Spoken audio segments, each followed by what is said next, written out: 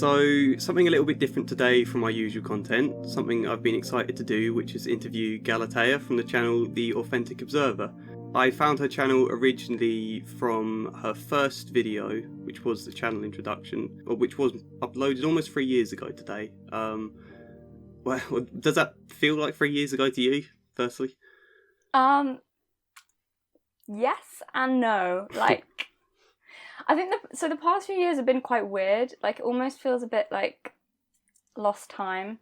I don't know. I feel like time's gone by really quickly, but when I think back to like that time, sort of who I was and everything that was going on, yeah, it does feel like ages ago. But it is scary also how just fast it's passed. Yeah. Do they like blur together for you when you try to think back about old years? Yeah. I don't think I can picture exactly what I was doing 3 years ago in general in my life or where I was. No, I guess that's the thing with YouTube actually, because I mean, not that I upload much, but in a way it's kind of helpful because obviously I kind of remember what I was doing around the time of certain videos, so it's like I can see when that was. So I guess that kind of gives me a bit of a timeline of what was going on in my life. But yeah, it's like a journal in that sense. I guess so. Yeah, a little bit. Like a video diary. Yeah. Yeah, I've got off tangent already, I guess. I was doing the introduction. Yeah, let's talk about it. Your channel introduction. In that video, I found it was quite. I hope this doesn't sound too over the top, but an inspiring call for truth and sincerity, I guess. You talked in your introduction about how YouTube can be a platform where, despite this modern world of fake news and social media vanity and the things that have only increased since then, I guess, that people can still use YouTube to authentically express themselves and ideas and like just present something truthful for the world to connect with. Hence your channel name, The Authentic Observer, which personally I'd say you've held true to that name in the last 3 years. You've made book review videos, TV and film reviews, analysis videos, reactions, shared your just general ideas about life and creative expression. But all throughout, I felt you've been watching them authentically, unashamedly you. And that's my introduction for who you are, which hopefully leads seamlessly into the first question. Has it been easy to be authentically, unashamedly you on YouTube? Well, firstly, thanks very much for saying all those nice things. I hope I hope that's sort of true. I mean, that first video, I'll probably always leave it up because I don't know. I always find it useful going back. I'm going off on a tangent now, but I always find it useful going back to see like other YouTubers in their first videos. But I can't rewatch it. I cringe myself. I don't know. Does it embarrass you then? Yeah, watching it back now, but a lot of my old videos do.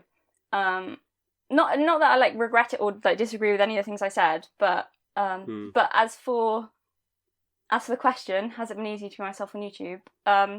Yeah, when I watch my earlier videos back, I don't know if it's just the impression I get or whatever, but I always think that I come across as really defensive. I don't know, and I think that was because in all my earlier videos, which has definitely changed now and in recent videos, but all the like earlier ones, I was just terrified, like so scared for every single video I filmed and uploaded. And I don't know, for me anyway, watching it, I can see that so obviously, it just really comes across. But I don't know, maybe it's just because I know that I'm scared. And because this is going to sound strange, because I actually never really wanted to start a YouTube channel, which does sound a bit ridiculous, because like, why did you start one then? I know I wanted to get like my thoughts out, but and that YouTube was the best way, but I felt a little bit like I dragged myself kicking and screaming to do it, if that makes any sense. So I sort of wanted to do it, but then was really unwilling to do it. And this does all connect in, I promise, to the question, is if it's been easy to be myself. So I guess, I think, I wouldn't say I've ever found it difficult to be myself normally, in like normal life. I feel like I've always known who I was. I've never, I don't know, maybe some people like struggle with that, like feeling like they don't know who they are. I don't feel like I've ever had that. But the problem for me, I think, is like showing that to other people. Like, because which I was so bad at. I could barely even open up to like my closest friends. It would take me like ages for me to properly get to know someone would be comfortable enough around people. And even when I knew someone really well, like, even I've got some closest friends who've been like friends since childhood, and only now I feel like I'm properly starting to open up to them. So it's sorry, this is a really long, like, convoluted answer. But so that's the thing I found really difficult about YouTube. I guess what I'm trying to say with that is that's like being myself but on like a bigger level, because way more people are seeing it. So has it been easy to be myself? I'd say no, but just like initially, but just because I've always found that so difficult, which I think is why I think anyway that I come across as defensive. And that's not to say that I wasn't being myself. It was an aspect of myself, I guess, and like I was still, believed everything I was saying. It's not like that, but it isn't making any sense. I'm sorry. No, yeah, it is. I mean, I suppose you're saying it. Well, it's an odd thing to do in that way, I guess, to jump from struggling to open up to people to, I guess that is a diving in. And has it made you more confident in that way, just opening yourself up to the entire world? Yeah, and that's what I was going to say. I was going to flip the question, be like, has it been easy to be myself on YouTube? No, not initially, but what it's actually done is that being on YouTube has actually helped, I think, me be myself more in real life, or rather, not be myself more, but be comfortable showing that to other people, and that's actually helped immensely with that. Like I said, I've just always been a very private person, and never comfortable with being seen, I guess. I always flew completely under the radar, and I liked that. Liked being invisible. And I made myself invisible, and even with people closest to me, there was a lot that but now, I guess mainly a lot to do with YouTube, I feel way more comfortable with being seen, I guess. So has it been easy to be myself? No, it was horrible at first. But now, yes. But yeah, it's helped me, I think, be more myself. What made you choose YouTube then? Was it because it would help you open up, or was it just seemed the easiest way to get ideas out? Because I guess blog's the other obvious way you could have gone. Yeah, I did think about starting a blog.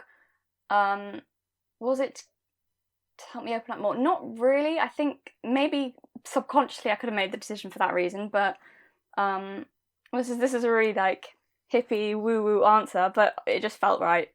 That's honestly it. Because the idea just popped in my head. I was like, I've got loads of stuff I want to talk about, and I considered starting a blog. I did sort of play with the idea, but yeah, it was genuinely, I was just like, it just feels right. And that's honestly the answer. Yeah, well, I suppose it feeling right, you had good gut instincts in that way, because it has gone well since. Which actually leads seamlessly into the next thing I was going to ask, funnily enough, which was about your third video, I think, was the first Cassandra Clare one, which, looking at it now, it's got 250,000 views. I don't know if it blew up originally or if it's later that happens, but what was it like seeing a video do so well for the first time? So I don't think it was that one. I think initially it didn't have that many views. I think and I can't remember, because I can't remember now which things happened first, but it was various reasons as to why my channel blew up. So one of the things was that I did a collaboration with Jordan Harvey, which helped loads. She was so great, and that was really helpful. So yeah, I got a lot more subscribers from that, and also my video, I think my first video that blew up was actually the one on femininity in fiction, and then from that, then the Shadowhunters one started to blow up, from that one. As for what it was like seeing a video blow up for the first time, it was really overwhelming, really terrifying, and also kind of horrible, which isn't maybe not the most expected answer. Obviously I did want my videos to do well. It was also good. I was like, oh, this is really exciting and really great. But the overwhelming feeling, which actually I was surprised by, wasn't excitement, at least initially. That came later, but my initial feelings were just terror. Oh my god. So I did the really mature thing and sort of ran away and hid from YouTube for a little bit and ignored social media and just, I don't know, it freaked me out a little bit. What made it scary? Was it how people might react, or? I mean, well, I think probably A lot of it from my thing of I didn't want to be seen, and then suddenly I was being seen by quite a lot of people. But I think also because it wasn't even necessarily like, because like initially the negative comments did sort of impact me a bit, but it wasn't even that necessarily. It was even some of the nice comments scared me, like freaked me out more, which doesn't really make much sense. I don't know. I think it was because also around that time I started getting quite a lot of emails from people, and they were all really lovely emails, a lot of emails, and some of them were like asking for advice or whatever. And also because around that time, even though I wasn't admitting this to myself at that time, but I was completely like did not feel like I was coping or in control of my own life, and then suddenly I've got other people seeing me as some sort of authority on something, and then I was like, oh my god, I'm not like, I don't know anything. Why don't ask me things? I have no idea. I'm just an idiot who makes videos. But then it was nice after I sort of dealt with all that stuff. Yeah, it's nice that some of my videos have like blown up and that people seem to enjoy them. So yeah. Did that make it pressure then though? For uploading later videos and things, seeing one do as well as that? Yeah, I mean, I'd like to say no, they didn't, but yeah, I think it's kind of unavoidable in a way. Even though I try not to. I try to like remind myself that's not why I started my channel. Just get loads of views. Obviously, that'd be nice, but yeah, and it's hard not to think as well. I mean, it's amazing how quickly the like standards change and the goals change. Like, as soon as I sort of get more views than I had done previously, if I like what I would once have seen as a video doing really well, it's amazing how quickly that shifts. And I'm like, oh, I didn't do that great. I definitely get that. Yeah. It makes you feel like slightly embarrassed, like I've put out something terrible maybe that nobody likes if it doesn't do as well. Yeah. I guess that's just anxiety in the back of your head, really. Yeah. Well, I've always found, although expected, I guess, but also what I find sort of slightly frustrating is when a video that I have hardly spent any time on does so much better than a video that I've like spent ages and ages on. It's like, oh my god. It's like, I mean, it's fine, but it's like, it's just a little bit frustrating. Like my video, where I just, that updates video I did, where I just like basically explained what I would be doing with my channel in like 3 days, got way more views than my video on the good life, which took me like weeks to do. And I'm like, okay, that's fine. That's. Yeah, I was going to ask you about the good life video actually, because it seems such a mad idea, and I imagine it must have taken ages to film. Yeah, like so the amount of work, because you, apart from the script, you also made some ridiculous graphs. Yeah. You also did a lot of shots of just posing next to wheelbarrows. Yeah. You dressed up as Margot. Yeah. How did you come up with the idea for all of that? So I knew that I'd wanted to do a video on the good life for a while, like for a couple of years or something. And I think partly because, I mean, I don't know if I got that across, but I really love that TV show. You did, yeah. But what always struck me about it was like how lovable the characters were, while also being really, really flawed. But yeah, I don't know. I just kind of wanted to really I wanted to make a video that was a proper tribute to like a TV show that I genuinely really love. Yeah, in a more impactful way, I guess, than sort of just talking about what I loved about it. But I mean, as to how that sort of came about and happened, it was a very like organic process. I didn't suddenly have the idea of how everything was going to be. It just all sort of grew and expanded. Like I knew, because I think part of why that video was sort of so mad, I guess, was because I knew the good life is sort of, I guess nowadays, quite obscure. Like not a lot of people are interested in it or know about it. So I knew that if I was going to do a video on it, it had to be an entertaining video in its own right, so that people could watch it who had no interest in the good life or hadn't heard of it or whatever, could still find the video interesting. So I knew I had to do that. So that sort of prompted me to then like think about, okay, how am I going to do this? How can I do something creative and interesting? And also, I guess I just really love dressing up. So any opportunity to dress up. Because so much of it, like I said, it happens organically. So I didn't even really know I was going to dress up as Margot until like the day before I filmed the video. I was like, okay, right, I'll dress up as Margot. But But then I didn't know that I'd sort of be doing a different persona or voice until I sat down in front of the camera. And then I was like, no, this is not working. I've got to sort of act a bit like Margot. But what's really annoying about that is that I wish I'd known that beforehand, because then I would have studied Margot's like voice more and characteristics. Because what really annoys me about that video is my accent is so off. Like, it's nothing at all like how Margot sounds. For me, not having watched The Good Life in a long time, it sounded like it to me, I guess. Well, that's good at least. That's good. But I haven't watched it in a long time myself, though. I mean, you're right, it is an obscure programme now. They only really show the Christmas episode at Christmas on TV, and that's about it. Yeah. I mean, that's the thing. It's obscure for sort of, even for like a British audience, but I know like most of my audience is American, so I was like, okay. So they might have heard of the show, but probably not. So again, I was like, right. That's like the majority of my subscribers, so again, I've got to make a video that they'd still, I guess, be able to watch. So yeah, I guess my love of dressing up, maybe, that's the answer to that question. Did you have the clothes already then, before, or did you have to go out and buy them?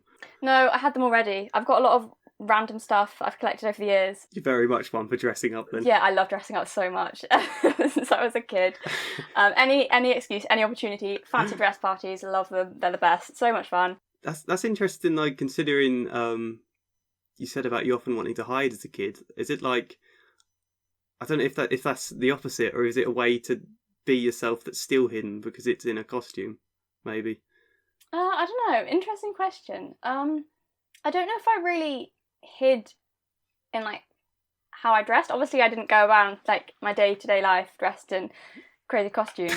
But I did, and sort of especially when I was a teenager, I guess. Not massively, but maybe at the time a little bit alternatively. But that never really bothered me that much, standing out in that way. It was more just I just never spoke. Maybe that is a way to express yourself a bit when you can't speak. Then. Yeah, maybe. I don't know. Yeah, maybe. These are quite big questions to be just throwing at you there, sorry. Okay, yeah, I'll try and bring it back then to YouTube, I guess.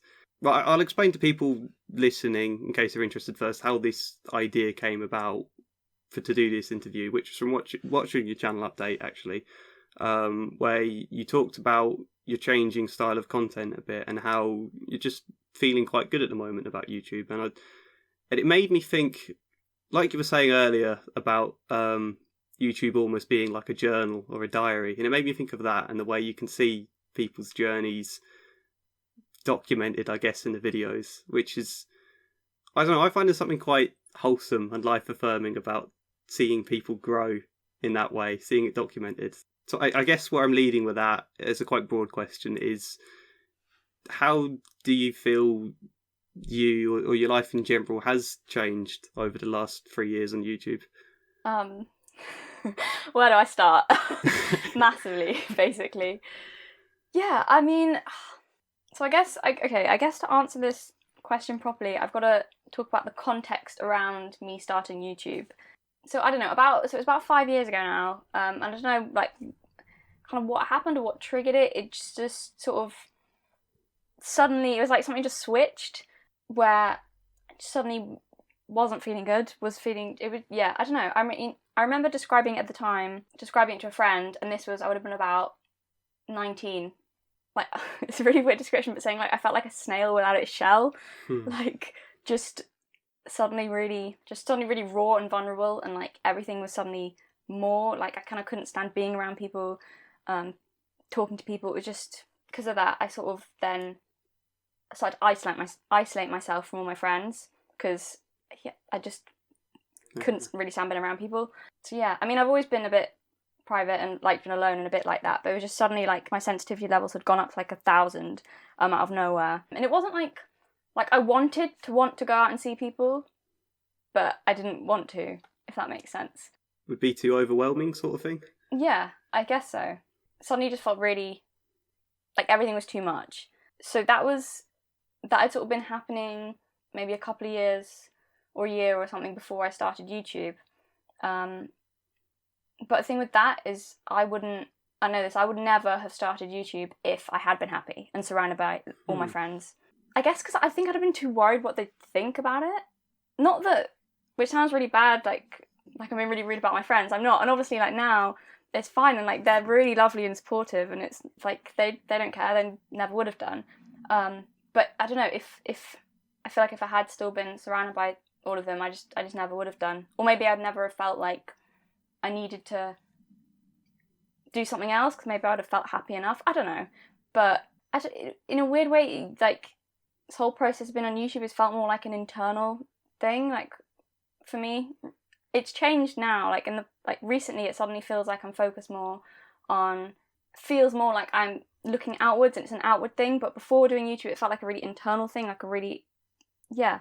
So it almost feels like the past 3 years of YouTube have been more about my personal growth and me growing through that than it has been about, like, my content. Not that I haven't thought about my content, because I have, and not that I ever thought this at the time, because it's just a recent sort of realisation of, oh, I think that's sort of what was going on. But yeah, and it feels very different now. Now I feel like it's suddenly become an outward thing. But does that make any sense? No, that's really interesting. I mean, you're saying that, and I'm thinking of when they say with, like, artists or musicians or writers of things, how doing the art is kind of like a way to make sense of the stuff inside them and process it, I guess, a bit.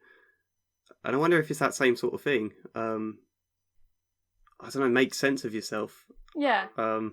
If that doesn't sound too over the top. No, that totally. I think that's completely true. I think it was more, not so much the content I made, because, as you say, like, YouTube's not as creative as, like, other forms of art or whatever. So I don't think it was so much in the content I was creating that helped me, like, process stuff, but more like the circumstances surrounding it. So the fact that I had to put things out on a platform that people were seeing, people were responding to it, suddenly being visible, suddenly, like, and in a weird way as well, because I was so cut off during that time, intentionally. It was like YouTube was kind of my connection to the outside world in a way. I don't know, and, like, something for me to focus on. And so, yeah, I mean, I guess my life changed massively. Maybe a little bit on an outward level, but it's all more just like, maybe I've changed massively. It's like we're all this sort of internal process, I guess. Yeah. So it's only recently it starts to feel more external. Yeah. I guess that is like a kind of, it's like, this is going to sound really over the top, but I'm thinking like in a cocoon or something, and then suddenly it bursting free. Basically, yeah, I guess.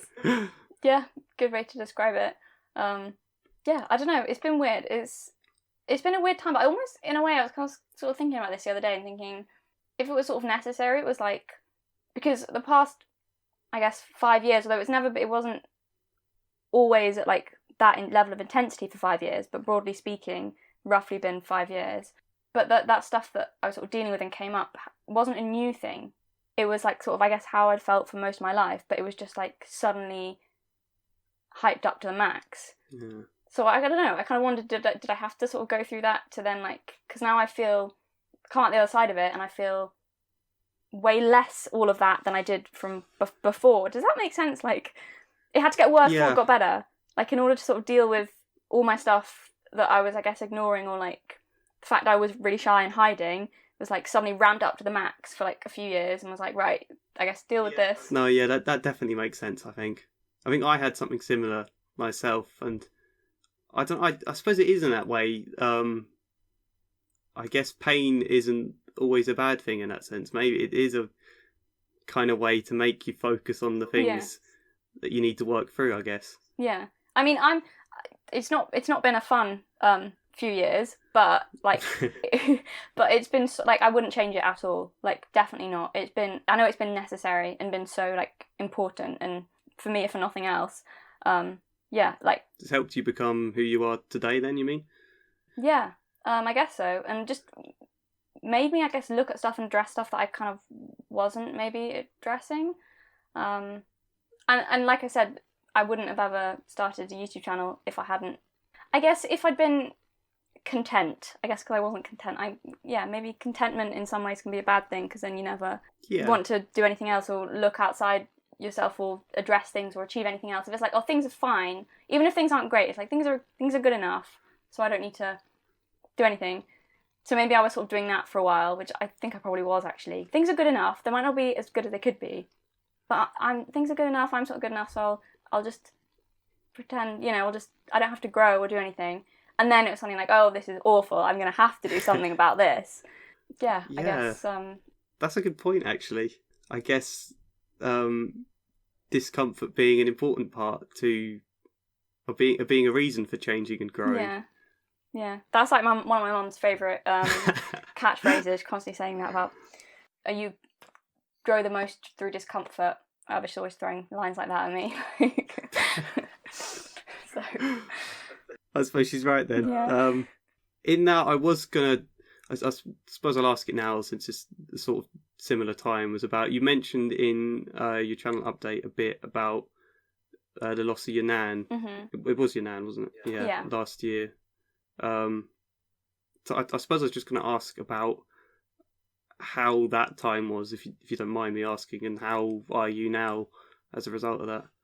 Yeah, so I think that is, so I lost both, so my grandparents, so it was a couple of years ago now that I lost my granddad, and then a couple of years later it was my grandma, and they died actually 2 years apart, obviously, but only within a few days of each other. Around the same time, it was around Christmas.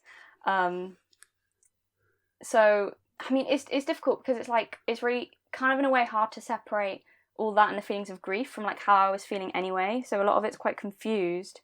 Although I do wonder partly if the stuff with my grandparents was connected anyway to me going through a weird time, because so my grandma, she had Alzheimer's really badly by the time she died, and she started developing and getting bad about 5 years ago. So I guess around the time. Although I never connected the two in my mind. It might be completely separate, but maybe that has something to do with it. I don't know. It's weird. So it's I had two really different experiences of grief though with my grandparents, because so with my granddad, he was fine. He was ill. He had having dialysis and everything, but he was still mentally all there. And he was, I was very close to both my grandparents. Always sort of lived near them. They used to live in the same village as us for years, and then in the last years of his life, my granddad, he basically lived with us. He lived in a little cottage next door, but used to have supper with us every night and everything. So it was very close to him. And that was really sudden with him, because even though he was ill, he was strong as an ox, bless him. So it was he always bounced back from everything, and he was absolutely fine. I remember he was chipper as anything. I had a conversation with him a couple of days before he died. It seemed absolutely fine. I think because it was so sudden, and because it had just gone from he's there and we know him, then suddenly he wasn't there. It was the pain was more immediate and more but in a way it was better, because it was sort of, I don't know, just dealt with really quickly, more immediately painful, but it felt quite clean grieving process, if that makes sense. Yeah. But then with my grandma, so she died back December time, late December, and that was way more confusing, I guess, because we'd already sort of lost her at that point. We hadn't, but because she was because her Alzheimer's was so bad, she couldn't even really speak. So although bless her, the only thing she could still say was my granddad's name, and she used to ask for him every single time we went to see her, which was just heartbreaking, because it was you couldn't tell her. But she remembered him. She couldn't remember hardly anything else. But she'd see photos of him, and she'd ask about him, which really sad. But so it kind of felt we'd already lost her at that point. But I remember before she died, I said this so many times, my family members, whatever, it's I'm so angry. I feel I've been robbed of the chance to grieve, because it happened so gradually. We lost her so gradually that it's I sort of felt it really wasn't fair. And then when she did die, I guess I don't know, it was just really weird and confusing feelings, because as it turned out I had 5 years worth of suppressed grief that I hadn't dealt with, so it wasn't immediately as painful, but it was a longer process, longer of dealing with everything, getting over things. How do you feel now then? I feel good now. Yeah, I think that's the other thing as well. With my granddad, me and the whole family, we all had time to grieve. I think that's actually really important. So it was around Christmas, so it's a couple of days before Christmas, which sounds awful, but actually it was really nice, weirdly, because the whole family was there. It was we just had loads of time. My sister was back from school, and yeah, I don't know, weirdly it was really sad, but also kind of really lovely in a way. And actually it was a really nice Christmas that year, even though it was really sad that he wasn't there. But then with my grandma, it was the complete opposite.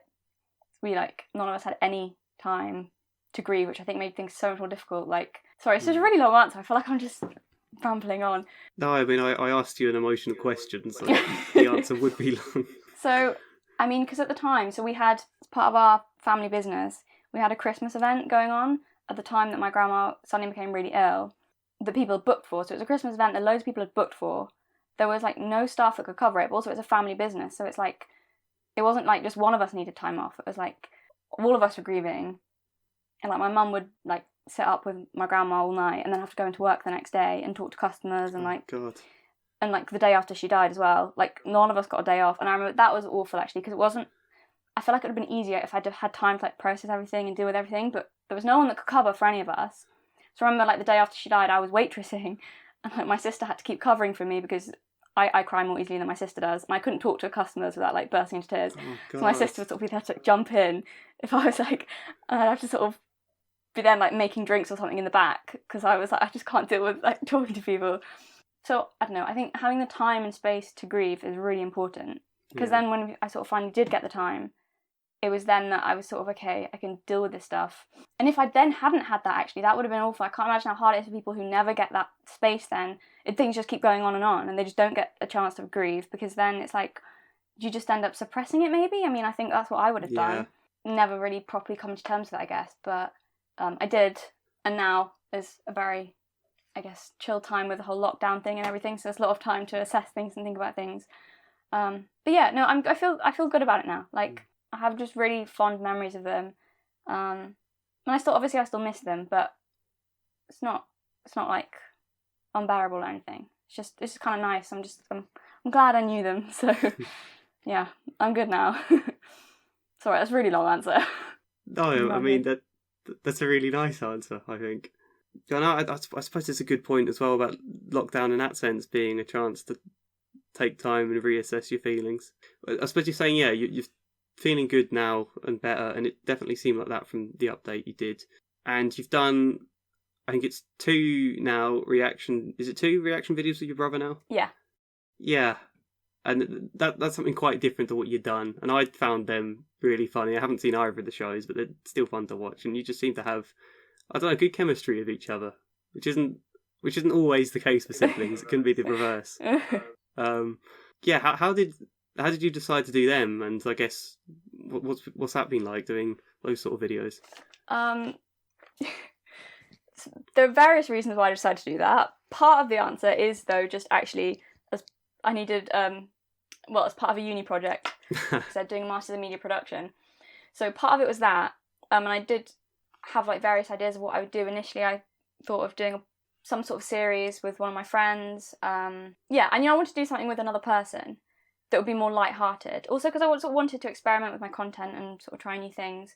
I just thought, hang on, I think my brother will be quite good at this. And I thought it would be really funny to show him like a show that's not meant for him at all. And also because he's quite cynical. More cynical than I am. And I don't know, I just thought it would be quite funny. I talk a lot. And he's a man of few words, so it's funny watching his you edit it in the videos, or you've just put his sort of thoughts in text as you're I have babbling to do on. that. So I told him, I was like, if you don't talk more, I'm just going to have to narrate your thoughts, okay? They do work, those videos though. Yeah, I definitely found them fun. I should probably ask about books as well, seeing that's obviously been the other big thing with your channel. Yeah.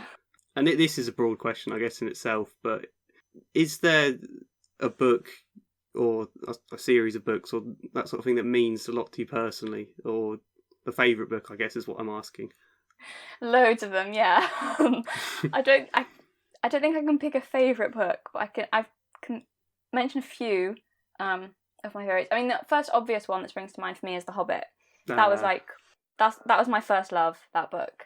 I think I listened to it on an audiobook really, really little. I remember we used to listen to it in the car. I don't know how young I was, like a toddler probably. And then I think I read it for myself the first time. Maybe I was about 5 or something, I don't know. But yeah, so that book means a lot to me. And like Bilbo Baggin's like my first original hero. It had such a huge impact on me, actually, that book. It, like, I don't know, I feel like it kind of set the tone for like I don't know, I guess maybe my reading tastes or like my love of reading or the kind of stories I enjoy. I don't know. I remember when I was a kid, all I wanted like was to be like Bilbo Baggins. I thought if I packed a little sort of knapsack and like just sort of started walking in any direction in England, then I'd just like come across Rivendell or like adventures and stuff. And I was like convinced, and I really just wanted to do that. It made me want to go on adventures. That was the first book I read that I was like, oh, I'd love to go on an adventure. Adventures are cool. That's a great thought. Yeah, there's The Hobbit, obvious one. And then like Harry Potter, kind of an obvious one that just sort of feels like childhood, I guess. Yeah, almost any book by Everett Botson. I don't know if I'm pronouncing her name right. I never know how to pronounce it, but whatever. Also, was it a couple of years ago now? I read a series of books that, and it's the only books I've read as an adult that sort of tapped into that same like emotions as reading a magical book as a kid does. Did that sentence make sense? Yeah. That sort of wonder of it. Yeah, and those books were The Raven Cycle. Have you heard of them? I haven't, no. So they're young adult books, which is strange for me because normally I chat shit about young adult books. And what annoys me about this series is that it's marketed as like an angsty romance. So like on the front cover, I was never gonna I almost wasn't going to read it because on the front cover it had things like, oh, if she kisses her true love, it will die and he'll die and like all this stuff. I'm like, what is this? But it's nothing at all like that, and that's the thing. And it's only because I heard someone sort of giving a brief summary of it that I decided to read it because I was like, oh, that sounds really interesting. It's about a group of teenagers who set in Virginia, like in modern day, and it's a group of teenagers who are looking for the body of this ancient Welsh king, and it's like this whole sort of like story around that. It's really cool, and I don't know, it just like really like emotionally got me in a way that books hadn't really since I was a little kid. Yeah. I imagine that's then, if it's marketed so different, that must have been someone else or an agent in the process decided to market it a different way. Probably. I mean, I can see why they did it, to tap into the young adult market, because they're like, okay, if we make this look as young adulty as possible, then, you know, I mean, and it is a young adult book, like the characters are all sort of like 17 or something. It's like marketed as if the romance is like central to everything when it's kind of, it's not. It's like I really enjoyed it, the series of books anyway. Yeah, I suppose then thinking about stories you don't like as much, it's the reverse of books you love. I'm thinking of books you hate, which is obviously Cassandra Clare's the key iconic one I think you're known for disliking. Yeah. I guess I wanted to ask, just what is it like devoting that much time to something you hate? Like, I imagine there's something really fun about it in a way. Like, I've always wanted to smash up a greenhouse. I imagine there's that fun kind of feeling to it. I mean, yeah, I guess it is kind of fun, but for me it was more like a compulsion. I felt compelled to do it. And so it's with sort of anything I read or see, if I have strong feelings on it, either way, if I love it or if I hate it, I've got to sort of analyse to myself, or to anyone who listens to me. I mean, my family always say this, they hate seeing a movie with me, because in the car on the way back afterwards, I'll just in depth, and I can't help myself, even if no one is listening to me, I have to go through either like, okay, this movie was mostly good, but here's the thing where I just pick it, I can't help myself. It's like, it's a problem. Or if I loved it, I'm like, oh, this is why it works so well, and they're just like, shut up, we all saw the movie, we don't care about your opinions on it. Which is partly, again, why I started a YouTube channel, so that other people who cared could listen to me rant about stuff, rather than my family being tortured with it. That's your outlet for it. Yeah. But yeah, I guess, I mean, and the reason it was the Shadowhunter series, because there's a lot of, obviously, bad book series out there. The thing with that series, why I did the videos on that, was because it seemed to be like pretty much unanimously loved around that time before I made that video. Like, everyone talking about it on YouTube or doing reviews of it, it was all just like so positive, and I'm like, what? I don't remember this. What are people talking about? So I had to sort of go back and I was like, right, I just can't help myself. I know I need to just tell people. Like, I sort of felt like, I don't know, compelled. Like a crusade. Yeah, I guess. I don't know. Yeah. I mean, yeah, I guess I don't know if it's even more, I'd say that I enjoy it more than it's just like, I have to do it. More, I'll suffer if I don't. Maybe not so much that I enjoy it, but I will suffer if I don't do that, I guess. But yeah, I don't know. I mean, I guess it's kind of an interesting question, because yeah, a lot of people asked me that in the comment, like a lot of I got a lot of angry Cassandra Clare fans like, why are you, if you hate it so much, why are you spending that much time devoting to it? What like, you can't really hate it, or I don't know. And there's something I have thought about a lot as well, is like question of morals, I guess. Is it right to do that? Is it a bad thing to do that? And I have considered that quite a lot, and I think I just believe so strongly in, well, criticism in all its forms, but particularly negative criticism. I think it's just so important for like every single form of art, and also for just society in general, like to flourish. I just think negative criticism is just like it's just really, really essential.